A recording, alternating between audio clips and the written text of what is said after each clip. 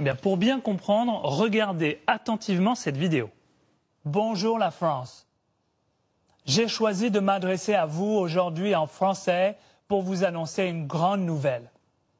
J'ai décidé d'être candidat à l'élection présidentielle en France en 2022. Ensemble, we will make France great again. Alors attention, bien évidemment, Donald Trump n'a jamais prononcé ce discours. Au-delà de la voix, c'était la mienne, vous l'avez peut-être reconnu, c'est la vidéo qui est intéressante ici. C'est une fausse vidéo que nous avons fabriquée ici à TF1, précisément pour sensibiliser sur les risques de cette technologie. C'est cela qu'on appelle un deepfake, une vidéo très crédible, mais retouchée par de l'intelligence artificielle. Et c'est là tout le risque, justement. Aujourd'hui, plus besoin de grands moyens pour faire ce type de trucage. Il suffit d'utiliser des programmes gratuits disponibles sur Internet. Alors justement, Yannick, comment fait-on pour fabriquer un deepfake ?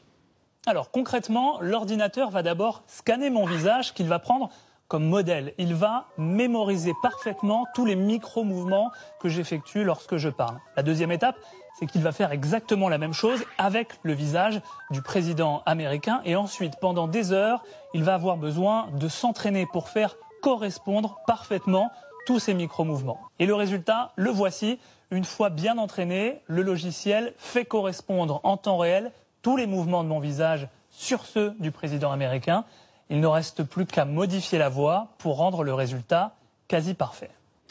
Démonstration effectivement saisissante. Yannick, ce qu'on peut en retenir, c'est qu'on n'est pas forcément obligé de croire tout ce que l'on voit. Oui, justement, à partir de maintenant, dites-vous bien une chose, c'est que lorsque vous verrez circuler sur les réseaux sociaux une vidéo de manière virale où une personnalité, connue ou pas, tient des propos que vous jugerez surprenants ou choquants. Dans ce cas, demandez-vous toujours si c'est une vidéo qui a potentiellement donc été retouchée. Fort heureusement, il existe aussi des outils technologiques qui permettent notamment aux journalistes d'analyser ces vidéos et d'essayer de repérer ce type de modification. Et l'autre solution, Yannick, merci beaucoup, c'est de continuer à regarder le journal parce qu'ici, évidemment, il n'y a pas de deepfake ou de fake news, absolument. Merci beaucoup. Toujours